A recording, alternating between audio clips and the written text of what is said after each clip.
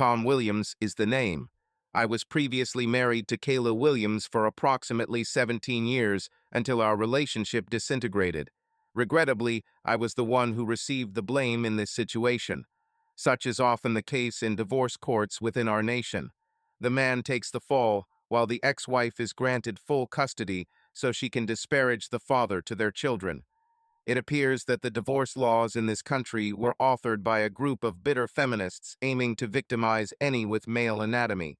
We had been together for 17 years and shared 2 children, a 14-year-old son and a 16-year-old daughter.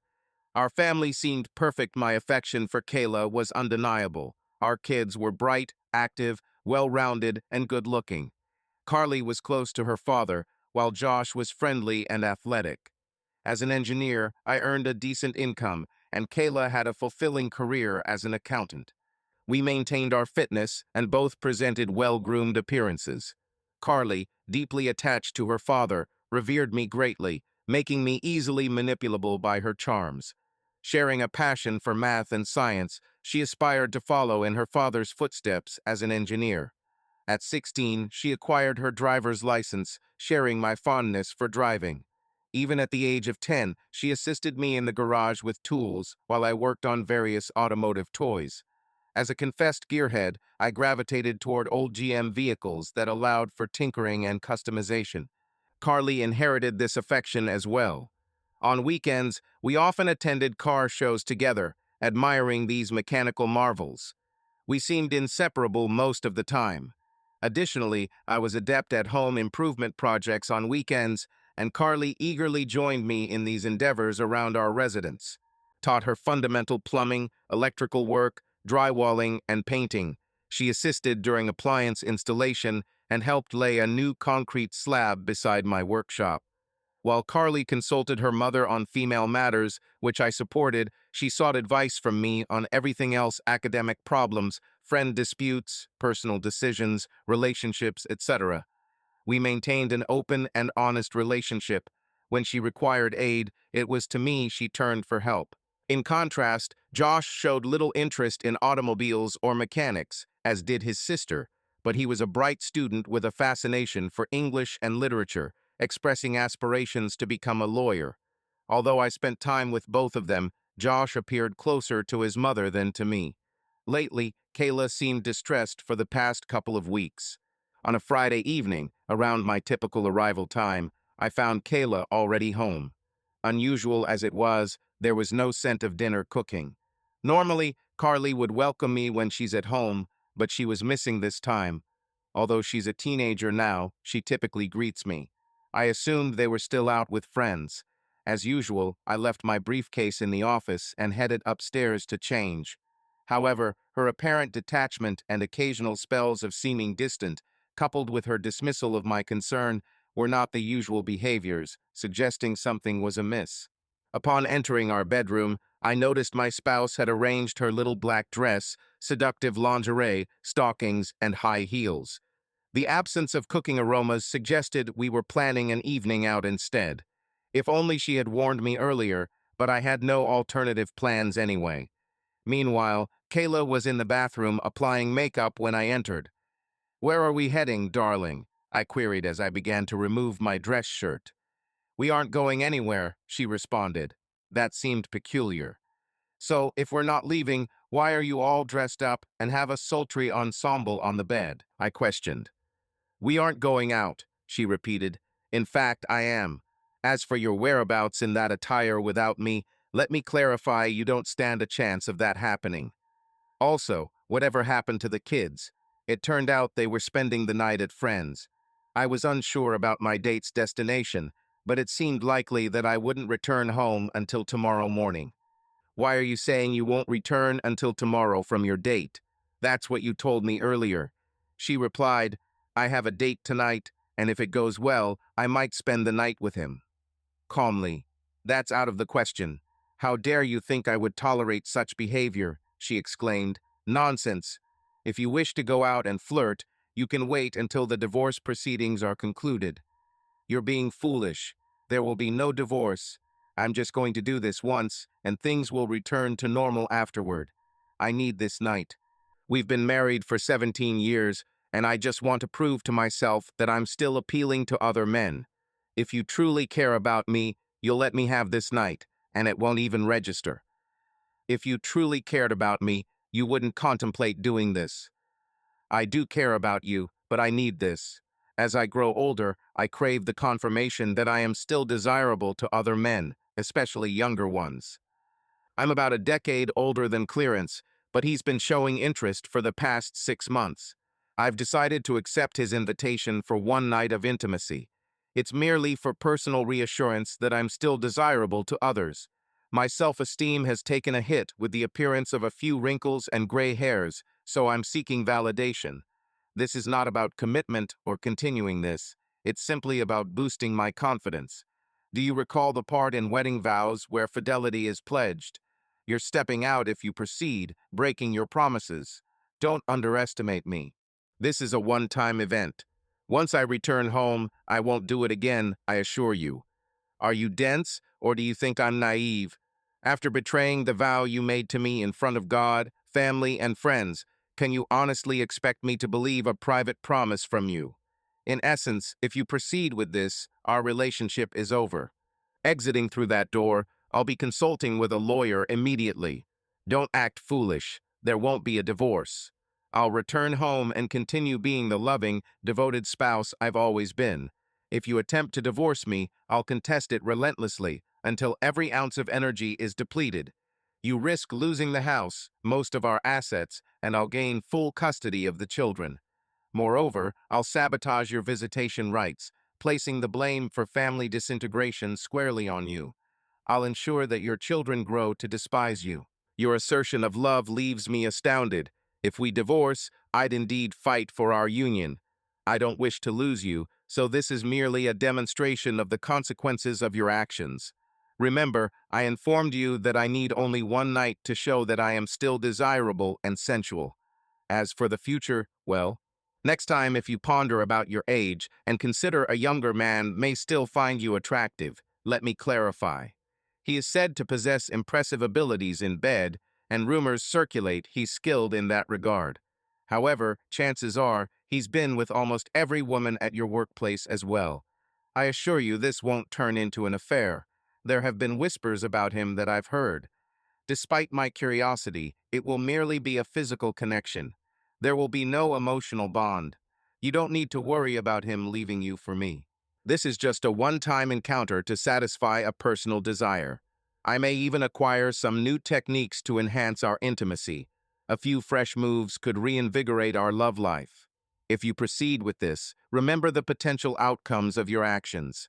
Calling him now and canceling would allow us to seek marriage counseling and work on saving our relationship. Avoid making impulsive decisions. Our situation will stabilize.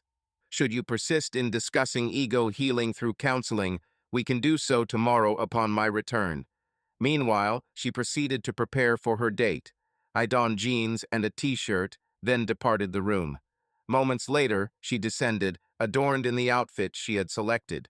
She carried her small purse, scrutinizing herself in the mirror near the entrance. In my lounge chair within the living room, I heard a car horn outside. He's arrived. I must depart. Good night, she declared, approaching to bid me farewell with a kiss. I moved away from her reach. Nonetheless, she planted a kiss upon me. She looked at me disapprovingly and retorted, "Very well, maintain your sulk. Once you've overcome this tantrum, things will return to normal." With those words, she strode towards the door. I uttered one last appeal. If you leave through that door, our relationship concludes. Ponder deeply over whether you're prepared to end a 17-year marriage. She glanced back at me before exiting. I'm not discarding anything. Just as I said, I'll return and everything will return to how it was. With that, she left through the door. I started crying, mourning the loss of my marriage and the woman I had loved exclusively for the past 20 years, 17 years of marriage, a year of engagement, and 2 years of dating exclusively. I couldn't fathom how she could do this to me. She had never voiced any dissatisfaction, and our intimate life was satisfactory. She never indicated wanting more. If she had desired more, I would have gladly provided it. There were disagreements, as there often are in relationships, but we discussed them and arrived at a compromise. After 30 minutes, I eventually got up and went to work.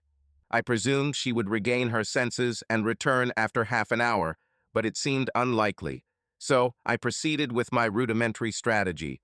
To be honest, it wasn't a comprehensive plan, but it was the best option available to me at that moment.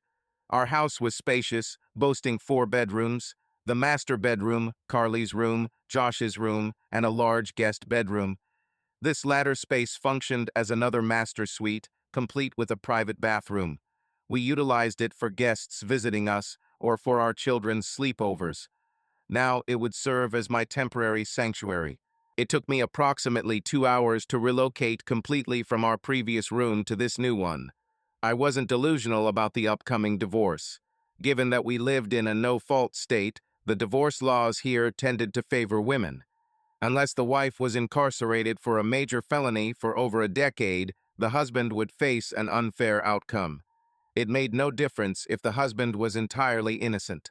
In the eventuality of separation, she would acquire the house, children, child support, and maintenance, while he would be left with all the bills. She would gain control over the gold mine, leaving him with the shaft. After arranging my temporary lodgings, I ventured to my home office and logged into our online banking. A few years prior, I had established another account exclusively in my name. It wasn't for any malicious intent. Rather, it enabled me to buy her gifts without spoiling surprises. Both of us were privy to our finances, but on several occasions, she stumbled upon a purchase intended for her, thus diluting the element of surprise during birthdays and Christmases. Consequently, I created another account solely for her gift purchases and to maintain the element of surprise. She was aware of its existence, however, she had no access to it. Initially, I moved half of her combined checking and savings into my individual account. After that, I utilized the leftover funds in our shared account to clear and cancel all our credit cards. Later, I applied for a couple of new credit cards under my name exclusively. Admittedly, I should have paid off everything prior to moving the money, but it seemed more feasible to repay whatever a court might decide than to chase her for payments. I scheduled my work paycheck deposit for Monday morning and also intended to contact our broker to divide our investments on that day. Having completed as much as possible, I ordered another glass of Jim Beam on the rocks and retired to my room for the night. I drained the drink as I prepared for bed. That night's rest was far from peaceful. Firstly, I found it strange not to sleep beside my wife. Secondly, my thoughts refused to quieten down. Tormented by thoughts of what actions could have averted this situation. Was it appropriate to attempt to bar her exit, resorting to physical restraint or accompanying her with a baseball bat? Was incarceration a price worth paying? The night was long and restless, peppered with brief moments of sleep. Eventually, as dawn approached, I rose from my slumber. Exhaustion still lingered, prompting me to take a shower for the purpose of fully waking up rather than any other reason. Following this, I dressed in jeans and a t-shirt and descended to the kitchen. A meal and 2 cups of coffee were consumed while I perused the newspaper. At 9 in the morning, Kayla returned home. As usual, I was seated in my office, browsing potential rentals on the computer. Earlier, I had researched lawyers and scheduled an appointment for Monday afternoon via their online system. Greeting me as promised, she entered the house with her characteristic cheerfulness. "Good morning, dear." I chose to disregard her. During the course of last night and this morning, anger brewed within me over her actions. As I sipped my coffee, it became clear that I had not earned this disrespect from her. Additionally, I recognized that there was nothing I could have done to prevent what she did. This was entirely on her. Even if I had found a way to interrupt her date last night, she would have just repeated the action another time. Some people claim you can't abruptly stop loving someone. Maybe they are correct. Instead, one can transform that love into hate. The antithesis of love is not hate, it is apathy. With hate, emotions remain involved. Counselors might be able to salvage a marriage with hate by converting it back into love. However, if there is apathy, there is no hope at all. All the love I once felt for my wife, which was present yesterday before I arrived home, had now been diverted into hate. Surprisingly, it proved straightforward to accomplish this transformation. I merely concentrated on the disrespect she displayed towards me, compounded by her threats if I didn't comply and her callous indifference to my emotions. I spent several hours contemplating this. Honey, where are you? I'm home, as promised. I had tidied up before returning home for you. She sought me out around the house. Ah, there you are, she said upon finding me in my office. I see you're back, and things can return to normal now. As she approached my desk, she extended her arms to embrace and kiss me. I pushed her away. Keep your unclean, infected mouth off me, vile woman. One can only imagine what contamination you've come into contact with or the filth that has resided within your lips. Her eyes showed surprise, a reaction I had never witnessed in all the years we'd been together. Without a moment's pause in our conversation, I told her, "You must head to the clinic for comprehensive STD checks immediately. I demand a legally verified clean report from you before I tolerate another touch from you." Regarding intimacy, it's out of the question even with multiple layers of protection. Your actions have left me cold. I noticed her face transform from astonishment to fury. I hoped for some recognition of her mistakes and remorse. It seems your bruised pride is still in control. I'm ascending to our room for a nap. My night was long, and I need some rest. Perhaps you will cool down, and we can converse later. I expect a genuine apology for your unacceptable behavior this morning. With that, she spun around and exited the room. I couldn't suppress a smile as I awaited her swift return. True to form, she did not disappoint. "What in the world have you done?" I heard her shout as she burst back in. "Where are your clothes? What's happened to all your personal items? You're causing a commotion as you march back into my office. What do you imply by that question?" I asked calmly. "All my things are where they should be, according to their designated places.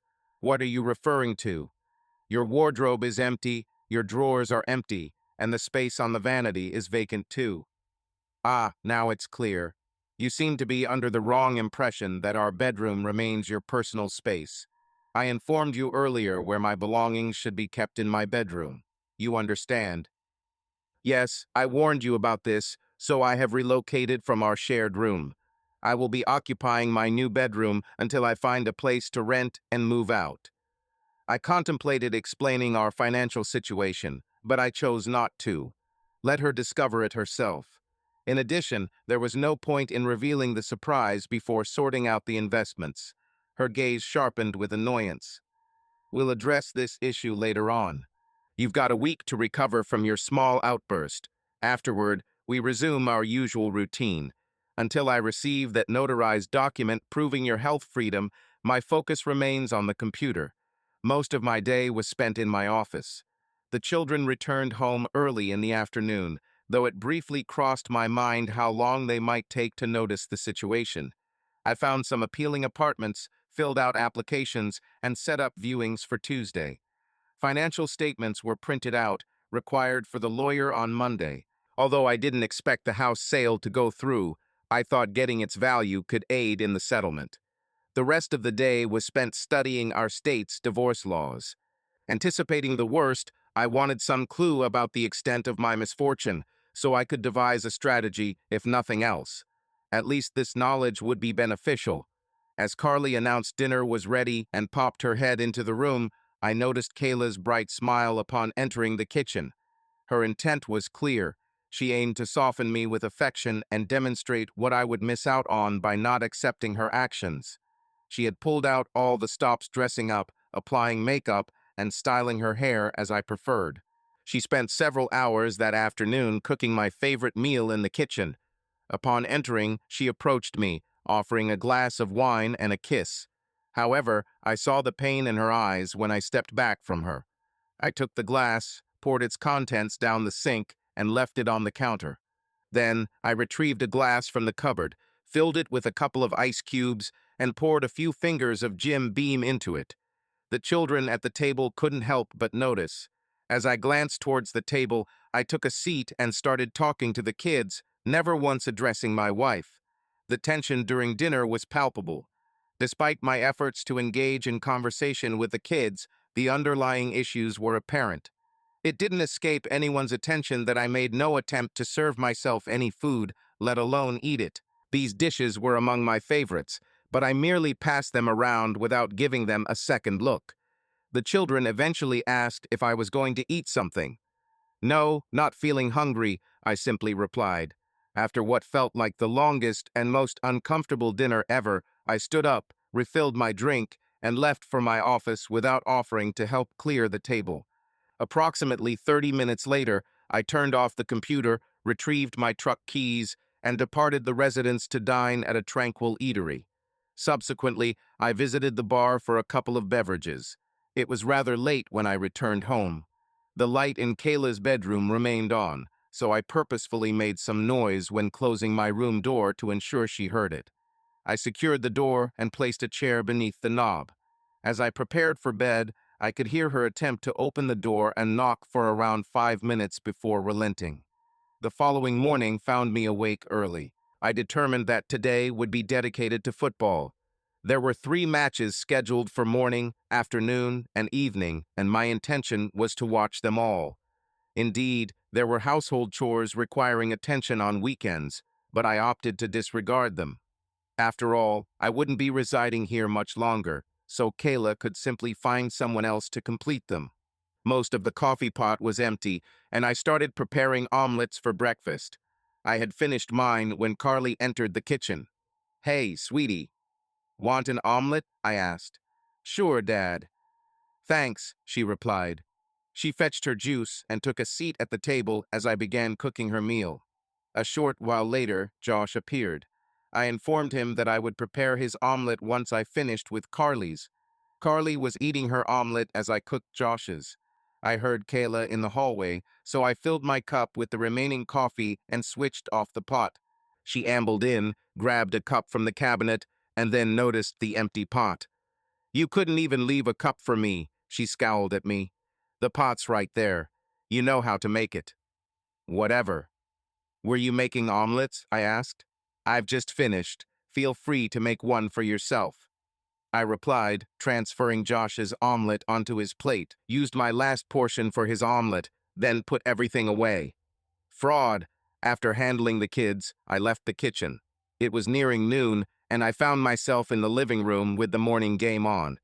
Kayla entered carrying a platter and a bottle of beer, placing them on the coffee table before me. "I brought you some lunch and a beer to prevent you from missing any of the game," she said cheerfully. Without even looking at her, I swiftly kicked both the plate and the bottle off the table onto the floor. She just stood there, gaping in surprise. Then an ad break came on, so I rose, entered the kitchen, and fetched myself a beer. Yes, I can hear the sobbing over alleged alcoholism for spilling an entire beer onto the floor, was my thought. Since I wasn't going to drink anything she brought me, it would have been wasted anyway, and I chose not to clean up the mess. She had brought it unsolicited, deciding to clean it herself. I didn't mind if it damaged the carpet. I was not planning on staying there for long anyways. "We need to talk about this," Kayla started. "Be quiet." "The game is on," I responded. "For heaven's sake, you must address your attitude. The children have already noticed." "It was bound to happen. They would notice after I leave as well." "Get over yourself.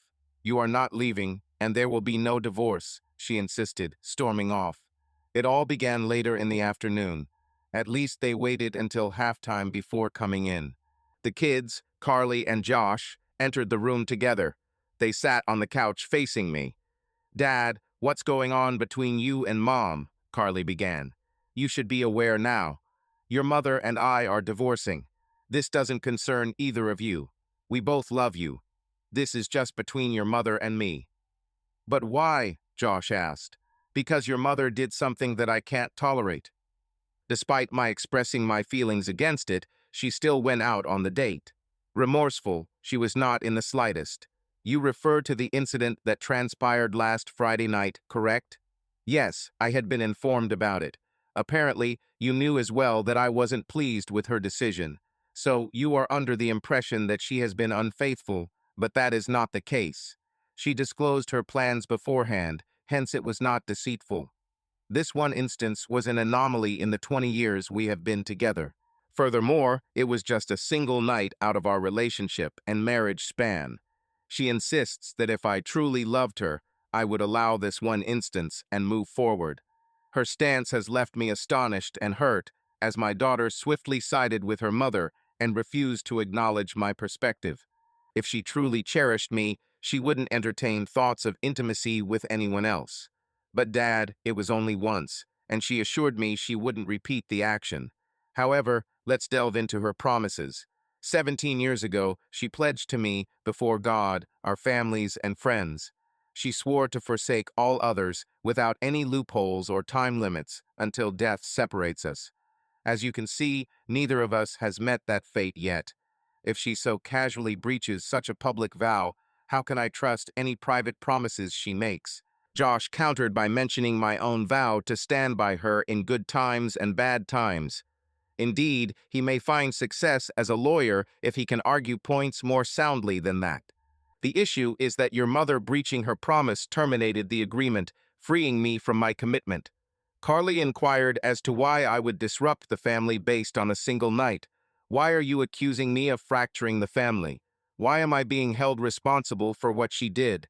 Carly maintained that Mom isn't departing. She wants to let bygones be bygones and progress. You, however, are the one leaving and making a huge fuss over everything. If you leave, you are dismantling the family, Carly stated. Unfortunately, our conversation didn't improve thereafter. I attempted to express my viewpoint, but they seemed uninterested. They weren't even slightly receptive to my perspective. Kayla had spent the previous day influencing their perception, presenting her account of events. All they knew was that Mommy did what she felt was necessary, and Daddy didn't value her or the children enough to accommodate her needs. She persuaded them that my male ego was driving me to abandon all of them and break up the family. The blame lay with Dad, as he failed to provide a trivial yet significant item Mom desired for her contentment. Instead, his petty obstinacy seemed intent on causing distress to all. In reality, it was merely one night out of the 20 years they'd shared. To put it into perspective, that's just one night out of 7,305 nights, when accounting for the 365 days per year and 5 leap years. They eventually left in a fury once it became clear I wasn't going to conform to their viewpoint. The rest of the game passed peacefully for me. As the game drew to a close, I started catching the sense of my favorite meal cooking. I remained seated, enjoying the post-game show while waiting for the night game. It was on the hour mark, kickoff in 20 minutes. Josh announced that dinner was ready. I rose, picked up the keys to my truck, and headed for the door. "Where are you going?" inquired voices from the table. Josh asked. "I'm heading to the sports bar to catch the game."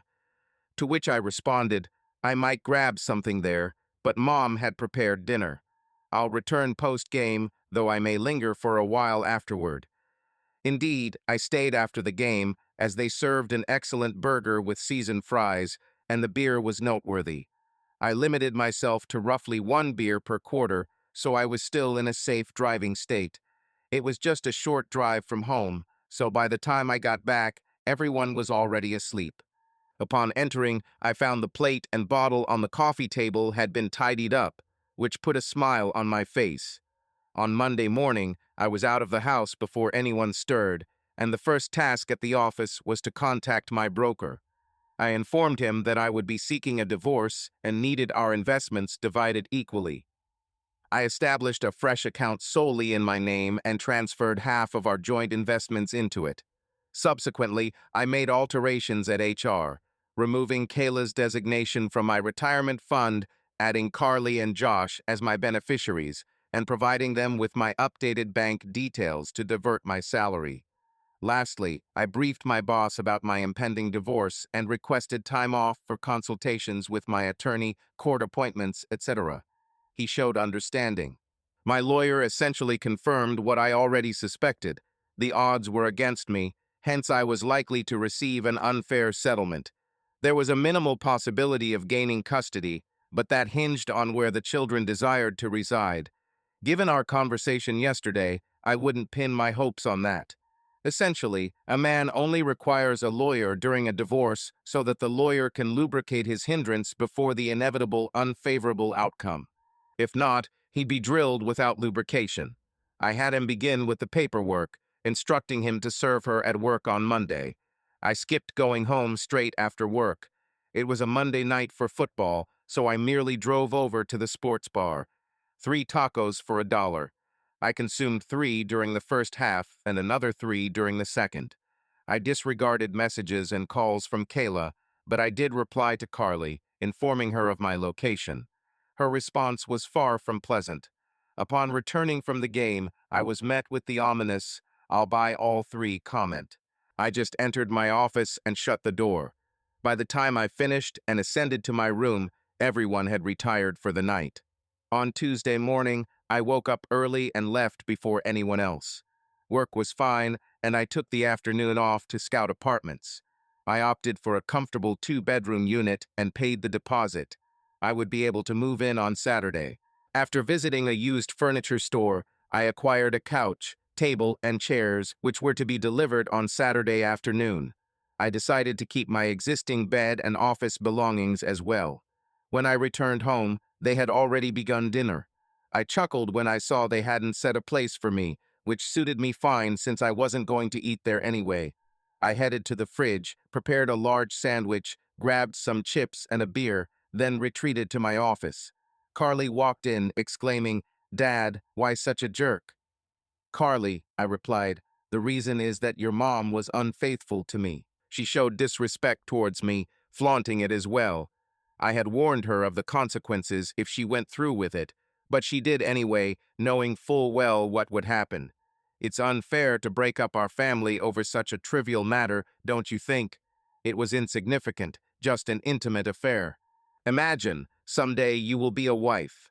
Ponder how you'd feel if your spouse confessed he had plans with a younger, more appealing individual for an evening and would spend that time with her. Granted, it wouldn't sit well, but supposing he assured his return to you, and it was a singular occurrence, I assume you would possess the capacity to overcome it, given your love for him. Moreover, if he informed you in advance, it wouldn't suggest dishonesty. Now, when you say your vows on your wedding day, gaze intently into your husband's eyes. As you are gazing at his loving expression, consider the moment you mention forsaking all others. Contemplate how the love in those eyes would transform into utter desolation as you tell him you are going out to be with another man. With this, I walked away from her and returned to my work. The surprise occurred on Wednesday evening. Both sets of parents were present upon my arrival home from work. Generally, people tease about in-laws, but I found harmony with my wife's family. Her parents embraced me as the son they never had. Charles, her dad, shared my passion for cars, though he favored Fords over my preference. Despite our car preferences discrepancy, I could overlook it. He owned a pristine '69 Mustang Fastback. Likewise, I enjoyed good relations with both sets of parents. We weren't one of those families portrayed as dysfunctional in movies. They showed warmth and backing throughout my life. Disagreements did arise, but they never shied away from correcting me when they felt I was mistaken. At times, we needed to agree to disagree. Walking into the house, I was perplexed by the arranged intervention. It made sense for her parents to attend, given their bond. However, my surprise lay in the presence of my own parents. It appears to her as an unnecessary step. My family shares my viewpoint and will support me.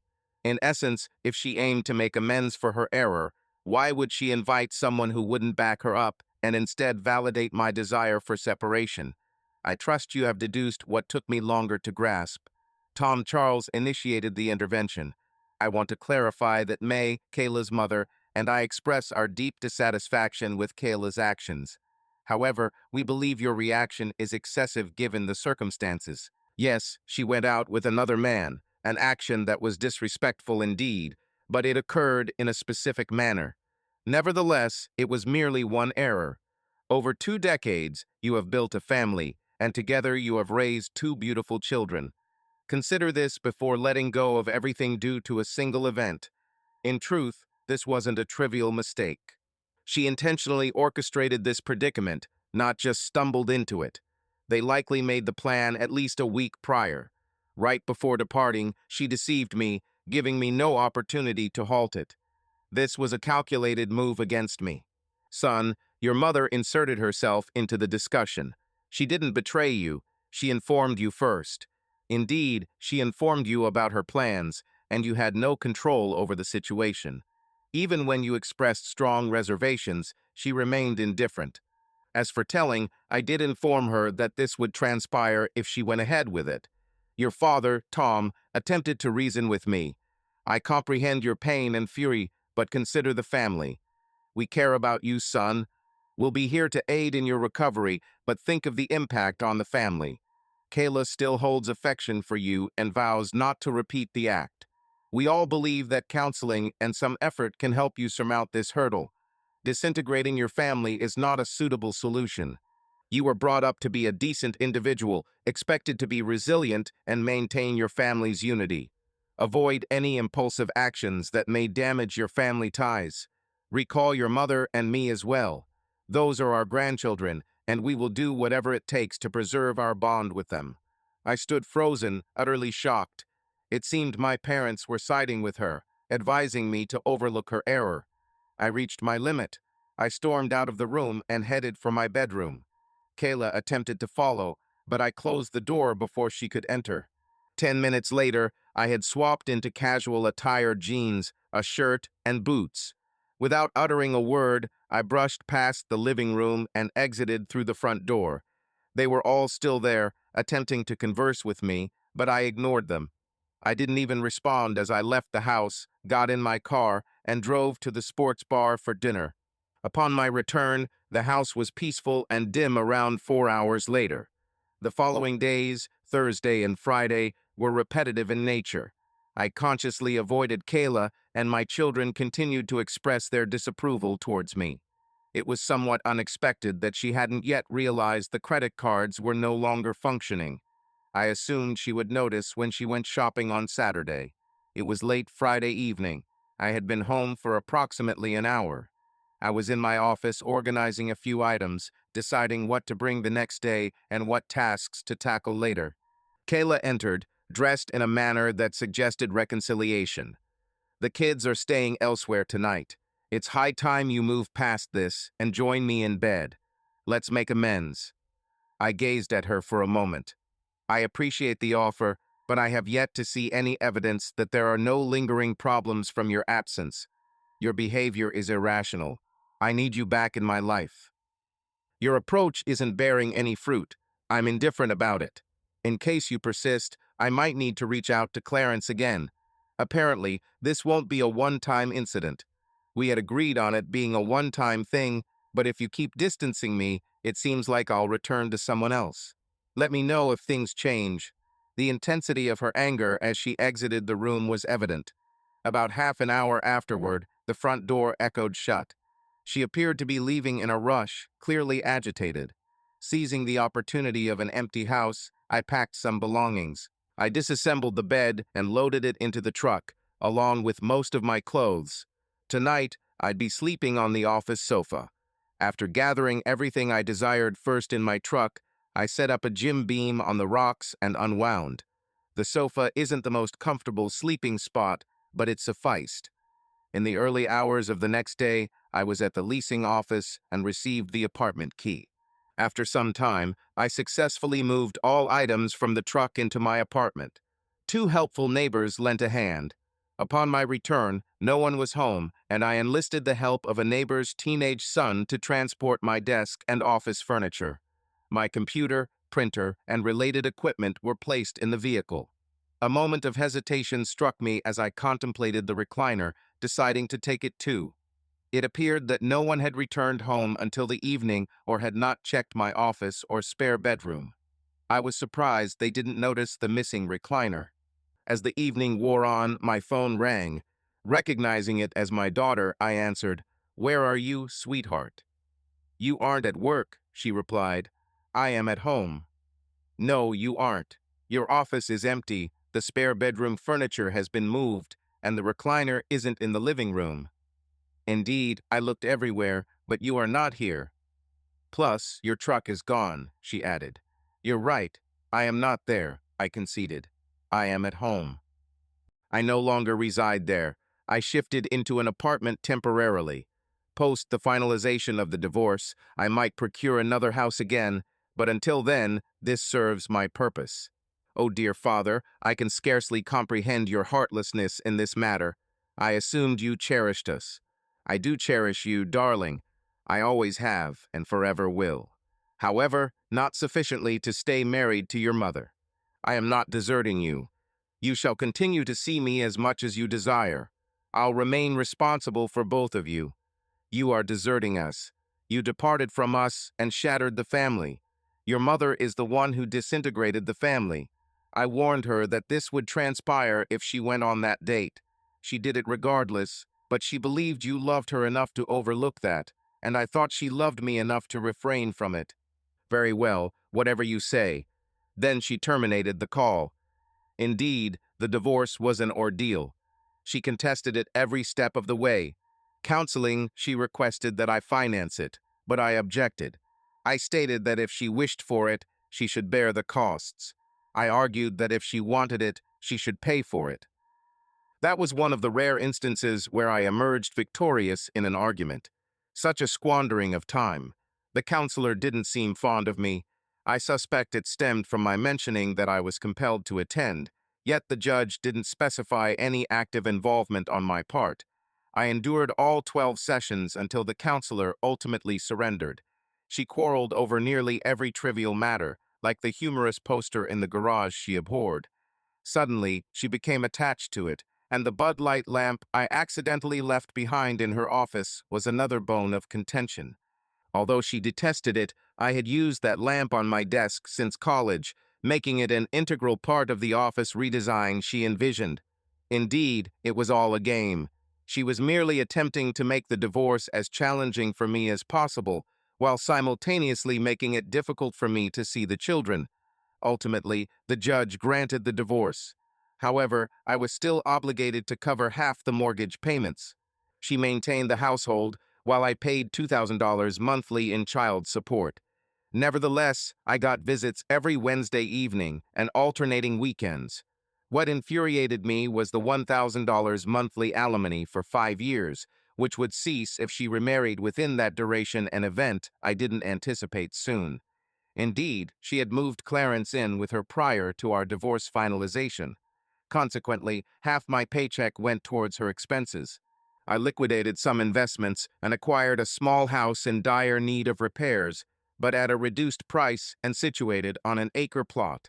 Fortunately, I managed to secretly remove my tools from the garage following my departure. I refused to discuss them, as many were mine before our relationship began. Upon her insistence, I mentioned her jewelry, costly clothing, and footwear instead. The dwelling had electricity, gas, running water, a roof, and intact walls, conditions that met my requirements. I settled into the place and started working on it during evenings and weekends. Visits as arranged? Yes, visits were supposed to take place. I did manage a few occasions, but they turned out to be chaotic. Kayla made every effort to disrupt those visits. The children had various engagements. They always seemed to be occupied on my weekends instead of hers. Interestingly, she often had dance practice or her child needed to study during my time. When I was able to exercise my Wednesday evening visitation rights, the kids were unfriendly towards me. They continued to blame me for everything despite my attempts at explanation. With them being under her influence nearly all the time and only seeing me occasionally for an hour or two, it became a futile struggle. After the third attempt, they openly stated they didn't wish to see me again. I could have persisted, but what would be the purpose? Forcing them to see me would only foster more animosity. I gave them presents, greeting cards, and letters for their birthdays and Christmas. All were left unopened. I persisted with my monthly allowances, seeing they were cashed, but never receiving any feedback. I presumed they had graduated, but didn't hear any news about it. I sent a registered letter informing them of the college funds I established for them, but got no response. Kayla had indeed managed to estrange my children from me, as she had promised. My focus turned mainly to household chores, with minimal social activities outside. Incredibly, saving money can be achieved by such practices. Unfortunately, things worsened when she cheerfully asked on the phone, "Hey, Mom," upon answering, "Tom, how are you doing?" The planned Thanksgiving celebration was brought up, and I was left wondering if it would take place again this year. A pause followed, and I inquired, "Mom, can you hear me?" The situation is uncomfortable. It seems your family, including Kayla, her parents, and children, are coming over for an event. Kayla will also bring her new companion. They believe having you there too would be too uncomfortable for everyone. The kids still harbor anger towards you for leaving them, and your presence with Kayla and her new partner would only heighten the tension. Your response to this, Mom, is surprising. You're suggesting to exclude me on Thanksgiving in favor of Kayla and your boyfriend. We want to maintain our strong bond with the grandchildren. Additionally, it's your responsibility to keep the family together instead of causing its disintegration. Perhaps we could celebrate Christmas Eve together. On Christmas Day, we will be at Kayla's house, but we can celebrate it with you a day early. You rejected this idea, stating I no longer have a son because of my infidelity. Disappointed, I ended the call. On Christmas Eve, I stayed at home, watching Die Hard while disregarding numerous calls and messages from my mother inquiring about my location. I wasn't feeling festive. Instead, I gazed at the gifts I had mailed to my children, which had been returned to me a week prior. Yesterday, I received an invitation to a wedding. Kayla got married to Clarence, 5 years after our last maintenance payment was due. Given that Josh's 18th birthday had passed a year ago, I no longer had any child support obligations. Now I found myself completely released from my past family and their expectations. In celebration, I chose to drink heavily. Granted, I'm not proud of that, but I don't care. After years of laboring and showering them with love, only to be discarded and mistreated, I opted to forget about them as much as possible now that all my duties towards the wicked woman and her ungrateful offspring were fulfilled. Since they showed no interest in maintaining a relationship with me, I decided to let go and move forward. However, there was one lingering issue. I was still liable for half of the mortgage on our shared house. That obligation ceased when our youngest child graduated from high school, but my name remained on the title. Kayla seemed to believe the house belonged to her solely. The divorce settlement merely granted her the right to reside there until our children finished school. Now that those conditions were met, I had options. I had a legal claim to half of the assets, and given the significant increase in property values where we lived, this was a substantial asset. I reached out to my attorney to discuss next steps. When we divorced, the house was valued at approximately $300,000 with around $200,000 in equity. That was 5 years ago. Since then, we consistently paid the mortgage and witnessed a significant rise in property values in our area. Through some online research, I estimated that the current value of the house was close to $500,000, with an equity of around $450,000. Were we left with only $50,000 remaining on the mortgage? My reason for doing this was clear: I needed the money, and who wouldn't want an additional $250,000? Moreover, it would infuriate Kayla, as she held great affection for that house. Knowing her well, I suspected any payment from me would send her into a rage. I sought revenge for her actions, and this move would serve both as retaliation and reimbursement for the maintenance and mortgage payments I made on her behalf. A week later, I received a call. "Tom, what in the world is happening?" "Kayla, not much is going on here, just working and renovating the house I purchased." "What's your deal now?" "I must admit, your sudden interest in my well-being is surprising. You haven't spoken to me since the divorce." "You jerk.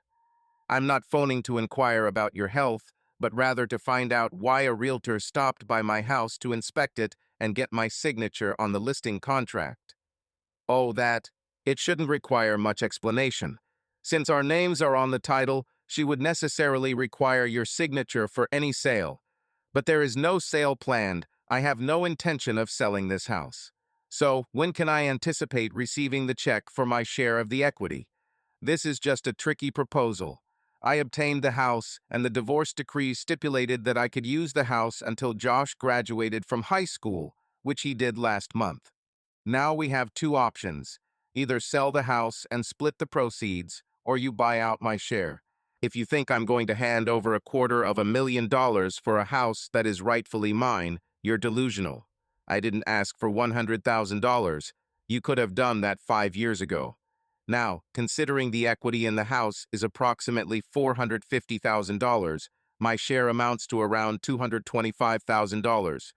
After deducting the cost of all the expensive furniture you insisted on buying, let's round it up to a neat $250,000. She retorted furiously, "You're out of your mind. I won't give you a penny," as she ended the call. Indeed, I chuckled following our call termination. Certainly, my lawyer received his share, a fair price for the outcome. Months later, witnessing her expression as the judge ruled in my favor was invaluable. In addition to the verdict, I successfully persuaded the judge to make her cover both the court fees and legal expenses due to the unnecessary court case. The property assessment exceeded my expectations. With the appraised worth of the furniture, I received a total of $275,000. Instead, they opted to buy me out instead of selling it. Later on, I discovered that the car was equipped with Seaboard forged crankshaft, a new 10:1 piston engine, a robust cam ported in polished heads, double springs for the valves, and a supercharger as a finishing touch. Consequently, I would likely pass more gas stations than tire shops, and my encounters with gas stations would be few. I enhanced the valve covers by chrome plating them, polished the aluminum on the supercharger, and employed all steel-braided hoses for a seamless appearance. Opening the hood practically demanded sunglasses. Initially, I almost crashed it on the highway. Driving on the freeway, I impulsively accelerated, a move I regretted instantly as my back wheels spun out of control. I just managed to keep it steady before easing off the gas pedal. Laughing at myself, I applied gentle pressure to the accelerator after that. Later, I spotted an ad for a public car show and decided to participate, filling out the application form and paying the fee. On the day of the event, I transported my '72 Chevy to the park, received my designated spot, and set up my shade, chairs, and cooler behind my truck. As I was arranging things, I noticed a sleek 1968 GTO parked next to me. I then observed two attractive redheads setting up chairs behind the GTO. Indeed, I met multiple redheads. There were two of them. One appeared around my age, while the other seemed to be in her mid-teens, likely still attending high school. Two crucial observations I missed: a man with them, and no rings on the older lady's left-hand ring finger. After glancing over and greeting them with, "Good morning, I admire your car," both looked up from their tasks. "Thanks." The older one replied, "I appreciate your truck as well." She added, "Have you attended many of these events?" I confessed that this was my debut entry in a show I had spectated previously. "Well, this is our third time participating together," she said, introducing herself as Ari and her daughter, Jenny. "As you finish, why not join us under the shade? My cooler's packed with beverages, and any insights about these shows would be helpful." We spent most of the day together, occasionally conversing with others about our vehicles, but overall enjoying a relaxing day. I haven't received any awards, but the experience was enjoyable nonetheless. I discovered that she had divorced her husband 3 years earlier due to his infidelity with his boss's wife. She struck a deal. He would receive all the videos if he transferred the GTO to her. This, she said, would greatly upset him while still allowing him to keep his job and continue paying child support and alimony. Essentially, it was a twofold victory for her. Moreover, his boss was a jerk, and she wasn't particularly concerned about his infidelity being exposed. Jenny also joined the discussion, expressing her anger towards her father for his unfaithfulness and severing ties with him. As we were enjoying ourselves, I didn't want the moment to end. When the event concluded, I suggested dinner at Red Lobster, just a few blocks away, which they agreed to. We then drove over together. Tom didn't intend to be disheartening, yet they inquired about his situation, which he had already shared. He summarized the crucial points, revealing that his children have sided with his wife and no longer interact with him. Does this mean your mother cheated and your siblings blame you for divorcing her? Jenny appeared shocked upon hearing this. Yes. Tom attempted to clarify his perspective, but by then she had already influenced them against him. Marie sympathized with Tom, placing her hand on his arm. I'm truly sorry for you, Tom, she said earnestly. You appear to be such a good person, and none of this is what you deserved. To divert the conversation, he steered it towards lighter topics. They chatted and laughed for an hour more. There seemed to be a genuine bond between them. They exchanged contact information, and Marie appeared amenable to meeting him again. As they were departing, Jenny offered Tom a broad smile, a wink, and a double thumbs up. He interpreted this as her being equally open to arranging another meetup with her mother. Thus, Tom met up with Marie the following weekend. Upon calling and proposing, she eagerly consented. A dinner and dance ensued, concluding with a cheek kiss as I escorted her home. As I departed, I noticed a teenaged redhead and a window flashing me a double thumbs up. After 2 subsequent dates, I invited them both to my residence and prepared them a meal. Having honed my culinary skills post-divorce, courtesy of the Food Network, YouTube, and numerous attempts, I opted for lasagna due to its popularity. They appeared pleased. They admired my house, but I overheard Marie discussing with her daughter that it was in dire need of feminine influence. I wouldn't have opposed had I been consulted. The following weekend, I was invited to their apartment. Marie's cooking far surpassed my humble attempts. Kayla's culinary skills were not even on par with Marie's. I couldn't suppress my appetite. It was impolite but uncontrollable. Eventually, I found myself obligated to apologize for overindulging. They merely chuckled and inquired why I was apologizing. That's one of the greatest compliments you can give a woman who takes pride in cooking, she informed me. Jenny was almost as skilled as she was. 2 weekends later, the event transpired. I had taken Marie to dinner, followed by a dance club. After dancing for some time, a slow song played. We were closely embraced as we swayed to the rhythm. We'd advanced to rather passionate make-out sessions a few weeks prior. She whispered in my ear, "Take me home." In truth, I was taken aback. I thought our night was going splendidly, but now she wished to depart. Upon pulling away to gaze at her, she started giggling. "Oh, you foolish man, I meant take me to your residence," she explained. "Well then," I responded. Fortunately, I had my usual pickup truck instead of the 72. I'm not certain I could have kept the wheels on the road if I were driving the 72 home. We eventually engaged in intimacy 3 times before falling asleep. I prepared breakfast for her and drove her home afterwards. A second round of thumbs up from the red-haired teen in the window. A few months on, I proposed and she agreed. Our wedding was straightforward, just a judge present. They shifted into my house soon after the nuptials. Jenny even started addressing me as Dad. Life was blissful. Of course, we had our squabbles, and Jenny and I weren't always in sync due to her youth and my role as an authority figure. I sometimes needed to refuse, but she respected me, and her mother adored me equally. A surprise phone call arrived a year later. An unfamiliar number called. "Hello," I responded. An enthusiastic female voice echoed through the line. "Carly?" "Yes, Daddy, it's me, and I have fantastic news." "Wonderful," I said. It was indeed wonderful to hear from her. Perhaps she was attempting to reconnect. "I'm getting married." "That's terrific, sweetheart. Your warmth touches me deeply. Nonetheless, I'd prefer your presence at my wedding. However, since Clarence will be paying for the event and walking me down the aisle, I won't need you for that role. Given our past history with him, it might feel uncomfortable for you and my mother to sit together in the front pew.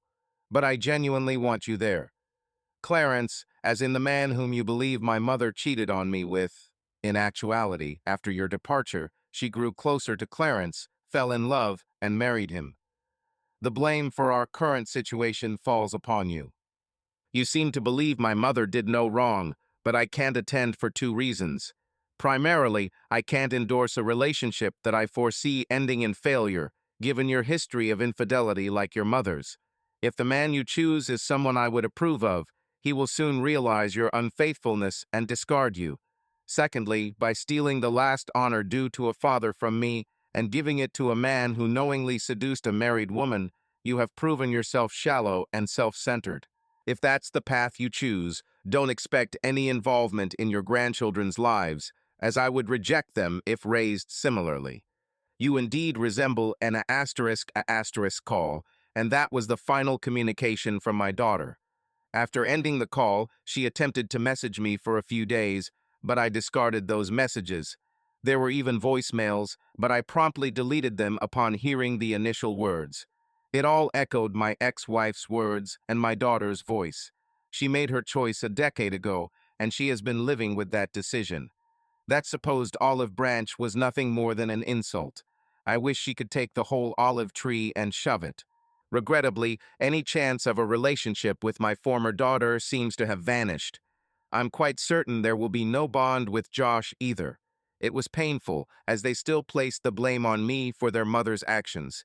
Instead of dwelling on my sadness, I immersed myself in refurbishing a 1963 Chevy pickup I had salvaged from a field a couple of months earlier. This project won't be as drastic as my '72 model. I wished I could push the car harder. I was enhancing a 350, slightly more robust than standard. I didn't notice Jenny creeping up around the bend and grabbing my phone. I hadn't even known she was home. Instead, let's consider Carly's perspective. I was furious at my father. Despite my attempts to connect with him, he had the nerve to speak to me disrespectfully. The blame for our family's disintegration lay squarely on his shoulders. I attempted to be gracious and extend an invitation to my wedding, only to have him reject it callously. I hoped that he would acknowledge his mistakes towards our family at last. As I looked down, my phone began to ring. The number was unfamiliar, a common occurrence during wedding planning. Hello? Is this Carly Williams? Yes, can I assist you? Indeed, you can. You can cease bothering my father and behaving so harshly towards him. You are the most despicable individual I have encountered, and yet the man I hold in highest esteem is your stepfather. It's astonishing that someone like you, who exhibits such poor character, would dare to contact him and remind him of your pathetic existence. Frankly, I find your family a drain on the oxygen we breathe. Who are you? I am Jenny Williams, your sister. Through my mother's remarriage, he became my father figure. I cherish him profoundly and would never dream of treating him disrespectfully or dishonorably in any way. You are a shame to daughters everywhere. I am aware of the facts regarding your past. It appears that your biological mother, in her 304th display of disregard for her husband, went on a date and engaged in an affair with another man. The saddest part is that you seem unbothered by this. Allow me to clarify something. If my biological father had cheated on my mother, I would be the first to help him evict her from our home, along with the rest of the trash. Indeed, he may not be my biological father, yet he's the kindest, most considerate person I've encountered. I'm contemplating sending a thank you card to your 304 of a mother for her foolish act of letting him go. If she hadn't shown such utter folly, I wouldn't have him as my father today. Additionally, inform your grandparents that they have another granddaughter, but I hold no interest in forming any bonds with individuals as despicable as those who reject their own son for a cheater and his ungrateful offspring. Furthermore, during your joke vows, remember the moment you might choose to stray. When you eventually do cheat, call me so I can revel in your misery. Have a wretched life, sister. She ended the call abruptly. I was left speechless, taken aback by the news of my father's marriage. One would expect him to extend an invitation to his children, yet he didn't. Upon learning that you have a younger sister, an unusual thought occurred to me. I found myself pondering whether she bore a striking resemblance to my former self following the discussion Josh and I had with Mom regarding Dad leaving us over a trivial matter. At first, I believed there must have been a significant reason for his decision, and perhaps I could reside with him instead of Mom. However, after Mom shared her feelings, I realized she just needed this one small thing to revitalize herself. Considering the length of their relationship, it was but a fleeting moment compared to what they had shared. Despite this, Mom was open to reconciliation. It was Dad who was adamant and unwilling to make an effort. He was the one departing and causing the separation. I couldn't help feeling astonished by her rudeness as well. She denied me the opportunity to explain that it was Father who abandoned us, while Mother was making efforts to progress. It seemed as if she didn't give a care about a single instance that barely registered given their lengthy relationship. And then, audaciously, she hurled those insults at me. She doesn't understand my character, and I wonder what was it that made Father so agitated. Of course, Clarence was to escort me down the aisle. He has been supporting me for quite some time now. I haven't spoken with Father since Josh, and I expressed our anger towards his departure. Moreover, Clarence was bearing nearly $20,000 for my wedding expenses. I can hardly fathom the extent to which Father's limited financial contribution could have covered my wedding costs. Still fuming from those phone calls a half an hour prior, I was greeted by Mom and both grandmothers upon their return from shopping. Mom immediately picked up on my disposition. "Darling, why the distress?" I shared the news of my upcoming wedding and invited Dad. Given our history, I assumed he'd want to attend his only daughter's special day. I hoped this could potentially rebuild our relationship. Grandma Williams seemed pleased. "How delightful," she said. "Will he be attending? We haven't had contact since Dad called for Thanksgiving several years ago." I sighed. "No, he became upset when I told him Clarence would escort me and found it awkward for him to sit in the front pew with Mom and Clarence." "A pity," she replied. I thought his stubbornness had subsided by now. Making matters worse, I discovered I have a stepsister just 5 minutes later. A woman named Jenny Williams, who claimed to be Dad's stepdaughter, called me shortly after he ended our call. Apparently, Dad married her mother and adopted her. She was not particularly pleasant on the phone. What struck me most in her remark was her gratitude towards my mother for being unintelligent, as it led to an exceptional father figure for her. Upon sharing both calls with them, they were taken aback by the intensity emanating from Dad and Jenny. Mom married without our presence at the ceremony, a fact that she never divulged to us. "A new granddaughter has been born to Grandma Williams," she mused silently. The long-awaited wedding day arrived. I pondered briefly on my father's words, feeling a fleeting sadness that he wouldn't be present for this momentous occasion. However, having reached out and been rejected by him, I brushed it off. It was, after all, a joyous day. I was about to wed the man I deeply adored, with whom I was destined to spend the rest of my life. Clarence wore an expression of pure bliss as he escorted me up the aisle, accompanied by the melodious strains of the wedding march.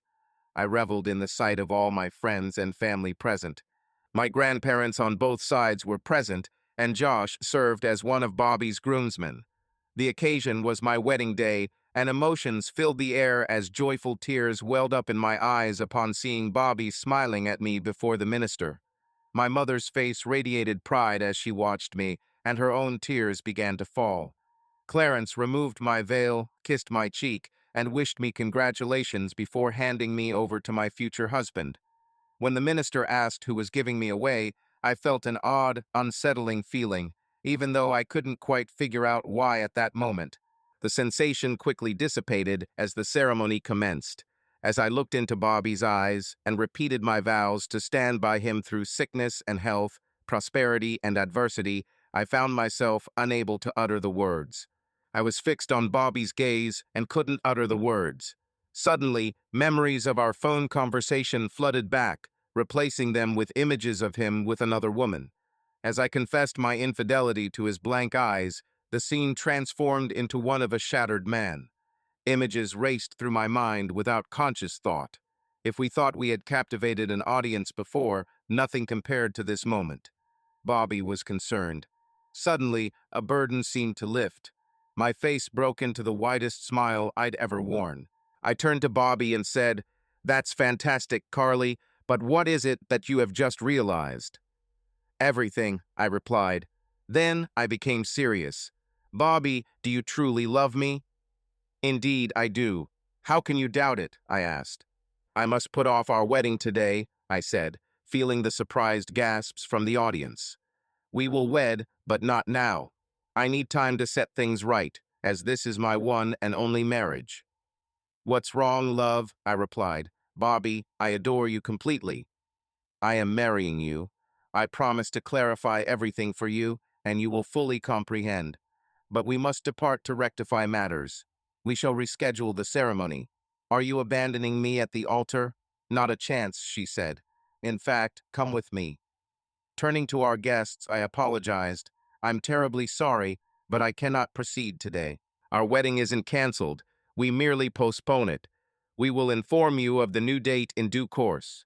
If you choose not to attend, please understand. Yet consider the unique tale you'll tell about this day for years to come. Don't you think it'd be worth coming back to see how things unfold? To somewhat alleviate your displeasure, the reception hall is all set. All the expenses are covered with non-refundable deposits, so why not utilize that? It's an open bar, so feel free to eat, drink, dance, and celebrate. Rest assured, Clarence is covering the costs. As I turned to leave, Mother blocked my exit, and there was Clarence standing by her side. He didn't seem too thrilled about the $20,000 I just squandered. Also, all eyes were now on our developing drama. Those who were preparing to depart for the reception had halted in their tracks, curious spectators to our unfolding spectacle. Clarence started arguing about the money he'd spent and that I owed him every penny for this fiasco. Next, it was Mother's turn. Carly, what are your actions right now? She inquired. Where are you headed next? I'm rectifying a significant error from my past, Carly responded. What error? The most regrettable mistake of my life, the moment I chose to listen to your words instead of aiding my father in ousting you. The time when I wrongly accused my father for breaking up our family, while it was actually your infidelity that caused it. Carly, I am your mother. You will address me with courtesy, she retorted. Indeed, mother, not a 304. Your past actions define you. How audacious of me to question you. I'm even ashamed I once admired you. It wasn't until I gazed into Bobby's eyes as I was making my vows that I truly woke up and understood the terrible individual you really are. Once a cheater, always a cheater. In his eyes, I suddenly recognized how abhorrent it would be if he ever betrayed me. I realized how deeply I would wound the man I cherish if I were to betray him. It appears Dad served as an admirable role model for me, contrary to your assumption. You seem unaware of your Wednesday afternoon appointments with Jim Davis, the personal trainer, which never take place at the gym, but at his apartment instead. The pool guy, Carlos, seems to stay longer than necessary each visit. There's also that time I caught you socializing with a landscape crew following the completion of yard work. I have videos as proof, should you attempt to refute it. Your additional generosity towards Mario, the hairstylist, and your relationship with our neighbor Alan Morris are further examples of your behavior I find questionable. Is there anyone else I've neglected to mention? Almost forgot about Clarence, your superior at work, a comforting thought for you, I suppose. For the past 3 years, he's been dropping by whenever her spouse is out with friends. Her gaze shifted towards Clarence after I disclosed our personal issues, perhaps hoping he hadn't heard any of it, although I spoke loudly enough for everyone in church to hear, and he stood barely 2 feet away. Clarence wore a stunned expression. As I looked at him, a mischievous thought crossed my mind. By the way, Clarence, I said, speaking before God and all these witnesses, I pledge with the same dedication that my mother had when she made her wedding vows to repay you for the money you spent on this wedding. Everyone here knows how faithful she is in keeping her promises, so you can rest assured I'll honor that promise as much as she honors hers. Needless to say, he shouldn't pin his hopes on getting even a penny from me. While Mom was preoccupied, I dragged Bobby down the aisle. I made a brief stop to discuss matters with the cameraman. Yes, he captured the entire incident on tape.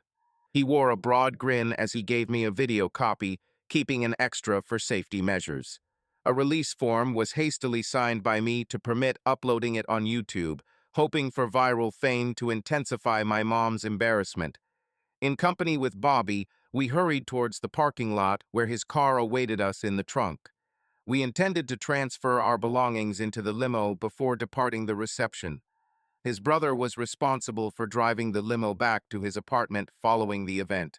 Feeling assured that my father would appreciate Bobby, I settled into the passenger seat, stirring with excitement as he ignited the powerful 440 tri-power engine in the '69 Challenger. Though not from GM, it remained an imposing vehicle.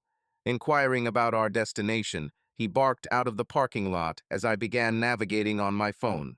Paraphrase text.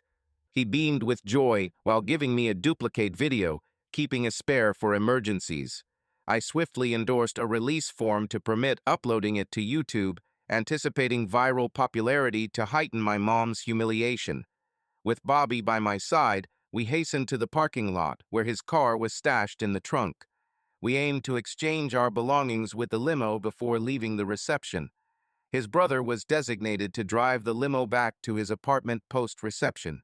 Confident that my father would admire Bobby, I found myself stirred as he sparked the robust 440 tri-power engine in the '69 Challenger. Although not a GM product, it maintained an intimidating presence. He queried our destination upon departing the parking lot, and I embarked on navigating my phone. He wasn't attempting to conceal himself. His location was already known to me. Having familiarized myself with the town he resided in and consulted property records, I uncovered the necessary information. The place was roughly a 2-hour drive away. My hope now lay in finding him at home upon our arrival. Time was of essence, so we decided against pausing for a change. Delving back into the narrative, it's not common to find a woman dressed in a wedding gown and a man in formal attire standing on someone's porch, unless you happen to be a minister residing at the church. In this case, I was neither a minister nor did I live at a church. The intriguing detail was that I recognized one of them. It turned out to be my eldest daughter, who had made it clear she wanted no contact with me. I was unaware of the man's identity, but there she stood, my estranged daughter. Today appeared to be her wedding day, yet I was puzzled as to why she would be here. She should either be at the church reception or embarking on her honeymoon. Instead, she stood on my doorstep, an unlikely location. "Daddy, may I speak with you for a moment, please?" she whispered. Shaken, I stepped aside and let them enter. Gesturing towards the living room, I saw Marie and Jenny sitting there, their faces mirroring my own surprise. "Carly, this is my wife Marie and our daughter Jenny," I said. "Jenny, Marie, meet Carly. I'm sorry, but I don't recognize the man with her." "Indeed, Daddy. This is my fiancé, Bobby Jensen. Bobby, this is my father, Tom Williams, his wife Marie, and my sister Jenny. I thought we would be your family by now," she explained. "Didn't you get married a few hours ago?" I questioned, bewildered. "That's what I came to discuss with you," she replied. "I cannot get married without you giving me away at the altar. I now comprehend your perspective and acknowledge that you were right all along. I'm sorry for falling for Mom's deception and wrongly accusing you. It was actually Mom who destroyed everything, not abandonment on your part. I apologize for my hurtful words and actions towards you. You didn't deserve any of that. I won't make excuses as my youth, foolishness, and bad advice from others are the only reasons. I hope that you can find it in your heart to forgive me and restore our relationship. I truly desire to marry Bobby. He is a wonderful man, and I believe you will like him too. However, I cannot proceed with this marriage unless you consent to escort me down the aisle." Despite feeling elated that my daughter chose to accept me again, an overwhelming curiosity about the situation before me needed addressing. "So, Carly," I said, "was something amiss at the wedding? Given you're wearing your wedding dress and Bobby is in his tuxedo, I presume you were indeed attending the ceremony." She glanced at herself and then towards her fiancé. "Ah, yes, we were roughly halfway through the ceremony when I had a sudden realization," she explained, handing me a CD. "Perhaps it would be beneficial for you to watch this. Bobby and I will change into casual clothes." Bobby dashed off to the car to fetch his luggage, while Marie guided Carly to a bedroom to get ready. As this was unfolding, I arranged the video player to connect with the large screen in the living room. Once Carly and Bobby were prepared, Marie rejoined me, sitting next to me as I hit play on the remote control. Initially, the video showcased a conventional wedding ceremony. Groomsmen escorted bridesmaids, split at the altar, followed by the entry of the minister, ring bearer, flower girl, and eventually the bride being escorted by her groom. However, the usual unfolded differently when the bride struggled with her vows, appearing stuck on a specific word. This stirred whispers among the audience, including Jenny murmuring to herself, "I can't believe that she actually did it, and it hit her like that." Just as I was about to inquire from Jenny, Carly ceased her vow recitation and completely altered the course of events. The wedding was abruptly halted, and Carly confronted her mother at the altar. The revelations that followed left me stunned. It emerged that Carly's infidelity had escalated following her marriage to Clarence. By the video's conclusion, Carly and Bobby had returned to the living room, with Carly admitting, "I just couldn't go through with it." Looking into Bobby's eyes, I recognized the pain he'd endure if I replicated what Mom did to you. It dawned on me the true essence of forsaking all others, as Mom had broken that promise. This revelation made clear how deeply she dishonored you, and I, too, was disrespecting you by getting married without your presence, someone who deserves a place of honor. How could I make sacred vows in a ceremony attended by the two most dishonorable people I know? How can such vows retain their significance when the most honorable person I know is absent? If I'm to genuinely mean those vows, it should be my father, the one who instilled values and integrity within me, who escorts me down the aisle. When I marry Bobby, it ought to be you there instead of Mom and Clarence. Carly paused for a moment before smiling at Jenny. Apart from this, I must have my younger sister serve as one of my bridesmaids. It was your remark that jolted me awake. When I gazed into Bobby's eyes during my vow recitation, I recalled the words you spoke to me. How could I get married without you by my side? This was a lot to process. We continued conversing for several more hours. I hadn't realized Jenny had obtained Carly's phone number from my phone immediately after I left for the workshop. After Carly called me that day, she went into her room and dialed Carly herself. A few minutes later, it grew late, so I let them stay in the guest bedroom overnight. Carly received a few phone calls during the evening. She chose not to answer calls from Clarence and Kayla, but some of her friends did. It appeared that several guests took advantage of Carly's party invitation on Clarence's expense. He attempted to cancel it, but it was past the point of receiving a refund. Upon his arrival at the reception site, numerous guests were availing themselves of the open bar. Food preparation was underway, while all staff members, including servers, bartenders, and DJ, had arrived and commenced their duties. Exhausted, Clarence opted for a drink and retreated to a secluded table to mourn.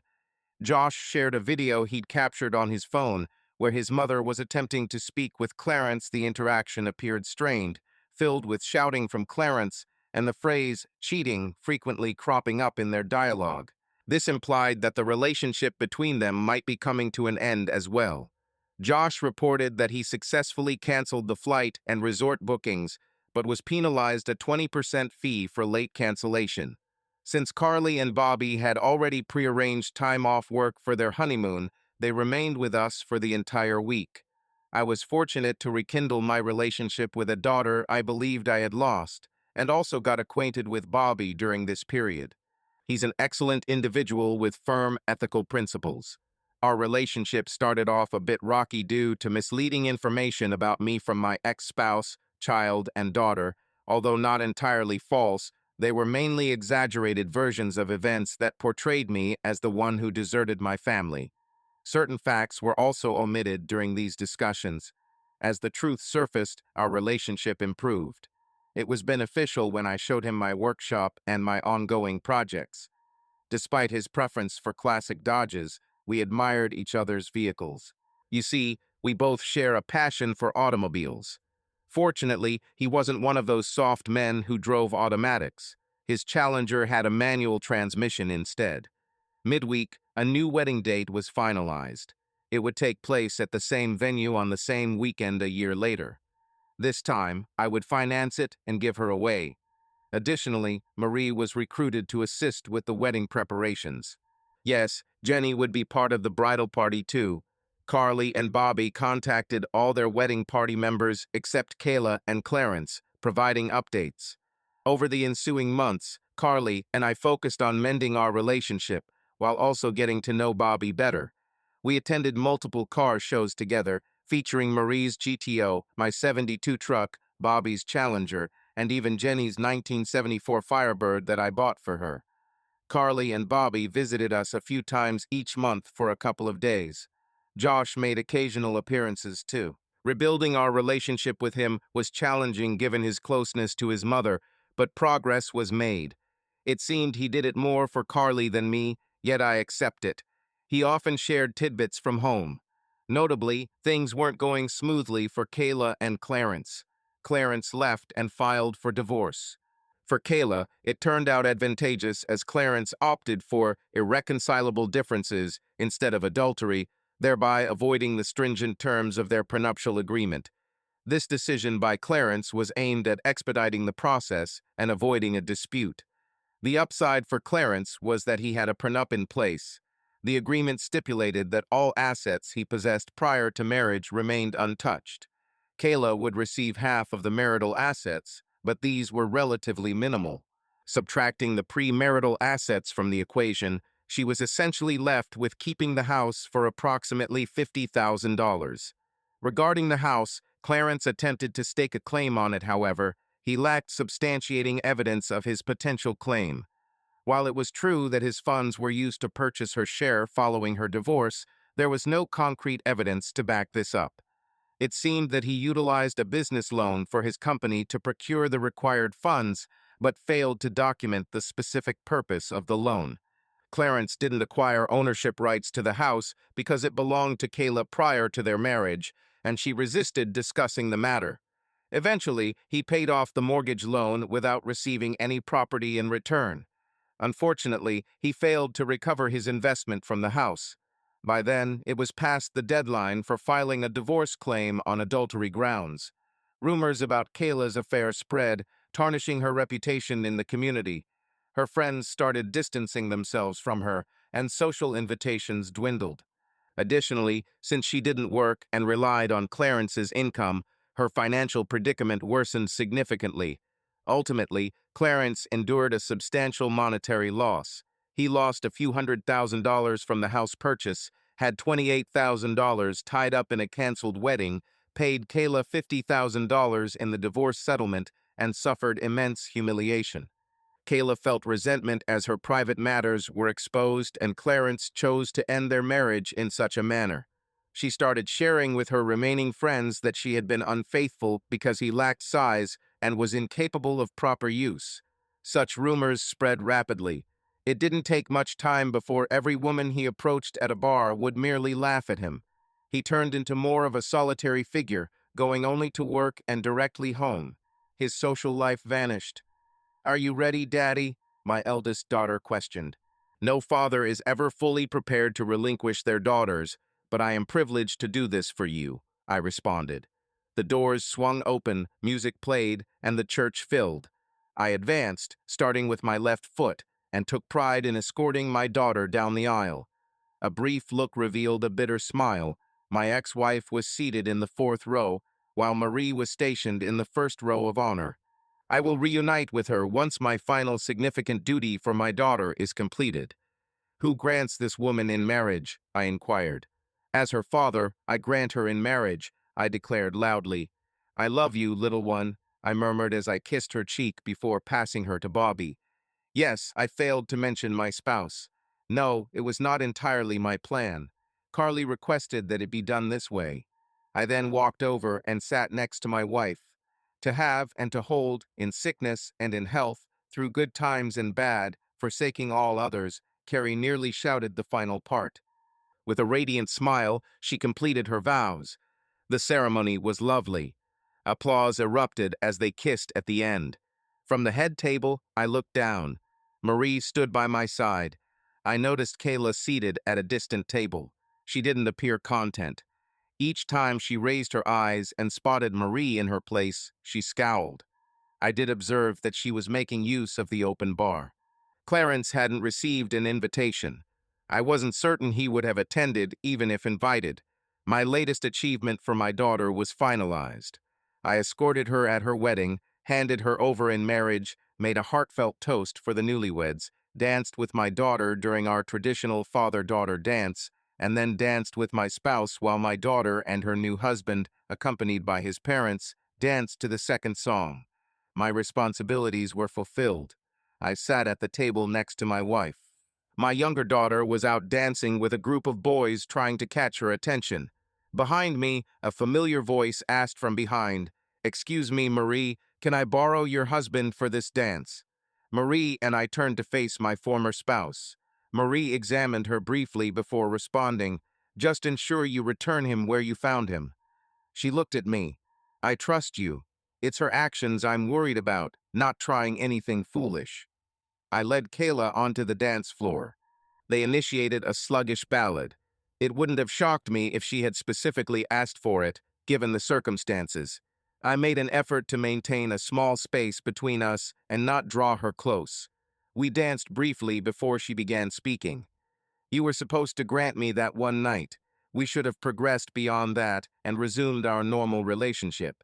Today was meant to be just the two of us, and you shouldn't have gone out that night. You should have known better than to think I would tolerate your infidelity, regardless of how often it occurred. I didn't cheat. I informed you beforehand about it. I didn't secretly act behind your back. Whether or not you told me is irrelevant. The fact that you had an intimate encounter with someone else constitutes infidelity. Furthermore, I never gave you permission. I told you not to do it, but you did it regardless. You know that I have only ever loved you as a man. There was no trace of affection for him, and our intimacy wasn't particularly great. He was self-centered and not as substantial as you. Yet, I married him because our marriage ended with your departure. While I had feelings for him, they weren't strong. After you left, I preferred not to be alone. I thought I might develop stronger feelings for him, but I could never move past you. My actions were motivated by anger that you abandoned me. Despite still loving you, you wouldn't communicate with me. One night made me realize that you were everything I needed, and I would never date another man again. However, I cheated on him due to his inadequacy in bed. When I could no longer tolerate it, I found other men who could fulfill my needs. I didn't know Carly was aware of the situation. Even if I had known, I wouldn't have predicted she would betray me so brutally. I apologize for your situation. Our marriage was exceptional, yet you squandered it for a momentary fling of insignificant affection. I'm afraid there's no hope. The situation was so amusing that I couldn't help but chuckle. Not just no, but an emphatic no. In the first place, even if we weren't married now, your actions in turning our children against me erased any chance of us reconciling. Now, I'm happily married to a woman I adore, and I have another daughter whom I cherish deeply. All I can extend is polite interaction when we're both at the same place or family events. Fortunately, the song concluded quickly after that. I didn't speak with her again that night. She couldn't keep up with the mortgage payments on the house, so she eventually sold it and moved into a smaller apartment. The sale provided her enough funds to sustain herself if she managed her finances carefully. She went out with friends from time to time, but as far as I know, she never entered another relationship. Clarence ended up living by himself as well. Carly and Bobby shared a deep, lasting marriage, raising 3 children, 2 sons and a daughter. Josh subsequently wed a kind woman whom they had 2 daughters with. Neither Carly nor Bobby ever appeared to stray from their union. Some suggested I should retaliate against Kayla and Clarence, but in truth, I found no viable action that wouldn't result in legal consequences or harm returning to me. Instead, I chose to forge ahead and live my life as productively as possible, with the belief that the best revenge is a life well lived. Karma handled the rest, and her alias being Vengeance made it clear she was not to be trifled with. Clarence and Kayla may have avoided outright harm, but they were certainly left with consequences. No, I had no part in their predicament, yet I can't help but feel a sense of satisfaction. I now share my life with my wife, daughter, and 2 other children. Those around me express love for me. My life is good. "Ready, Daddy?" my daughter asked. Fathers may never fully prepare for relinquishing their daughters, but I am privileged to do so for you, I said. The doors unfolded, music echoed, filling the church. Stepping forward, initiating with my left foot, I proudly escorted my daughter down the aisle. My wife sat resplendent in the front row, beaming. After this act, I was to rejoin her, having fulfilled my last significant duty for my daughter. "Don't fret, Daddy, I am proceeding today," she reassured me. Speaking with Carrie, Jenny ensured me that I was doing it correctly the first time. For dear listeners, kindly express your thoughts in the comments section below, and don't forget to like, share, and subscribe.